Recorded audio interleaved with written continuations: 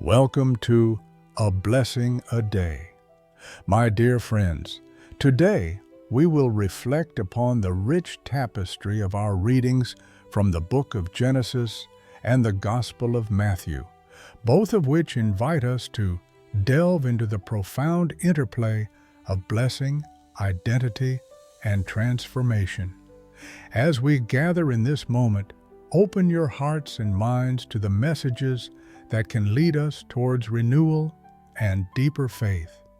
The blessings we seek are often hidden within our willingness to embrace change and trust in God's divine plan. In our first reading today from Genesis, we encounter a tale of deception, familial rivalry, and ultimately, divine blessing. Jacob, driven by the desire for his father Isaac's blessing, disguises himself as his brother Esau. It is a moment filled with tension as Jacob approaches his blind father, hoping to receive the special blessing meant for the firstborn. This story challenges us to consider our own motivations and the lengths we go to secure our identities and blessings. Jacob, initially seen as the trickster, receives the blessing intended for Esau, highlighting the theme that God's plans often transcend our human actions and intentions. There's a powerful reminder here that God's blessings are not confined by our circumstances or our past. God's grace flows through even the most complicated family dynamics.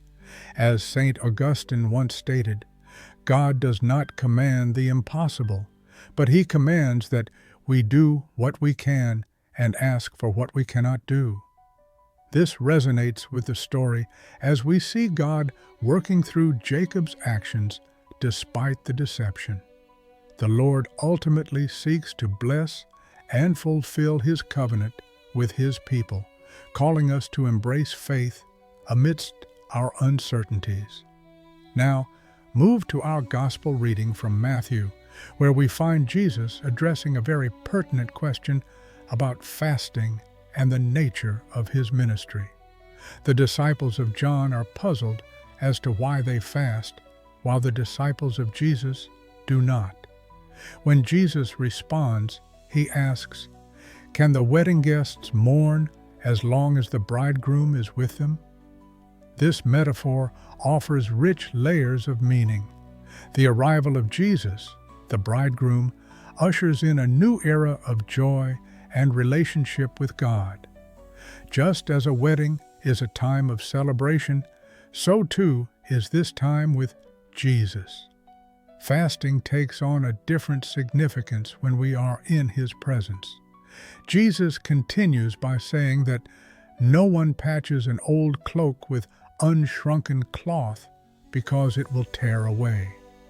This is a powerful image that encourages us to consider our relational approaches with God and faith. Are we willing to let go of our old ways in order to make room for the new blessings God wishes to bestow upon us? God calls us into an ever-evolving relationship, one that is vibrant and alive with new possibilities. The new wine of His grace cannot be poured into old wineskins. It beckons us to be renewed and transformed. Beloved friends, today's readings challenge us in both our spiritual and practical lives.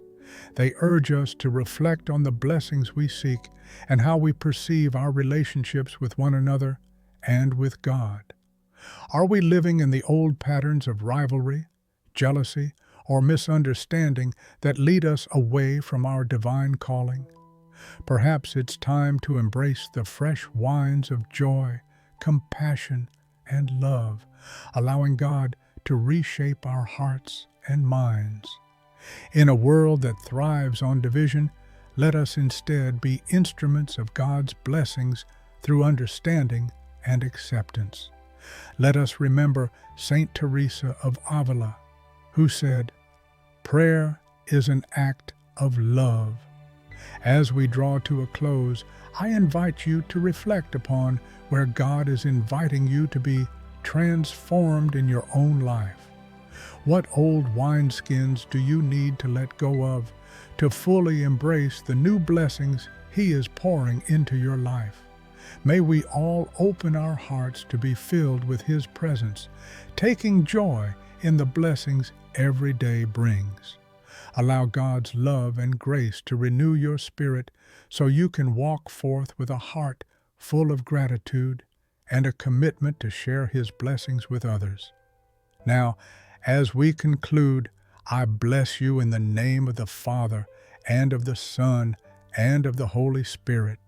May your days be filled with divine favor, and may God's abundant grace surround you always.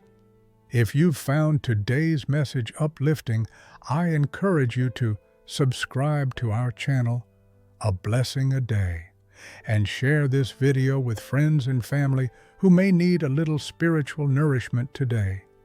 Together, let us embrace the blessings of life.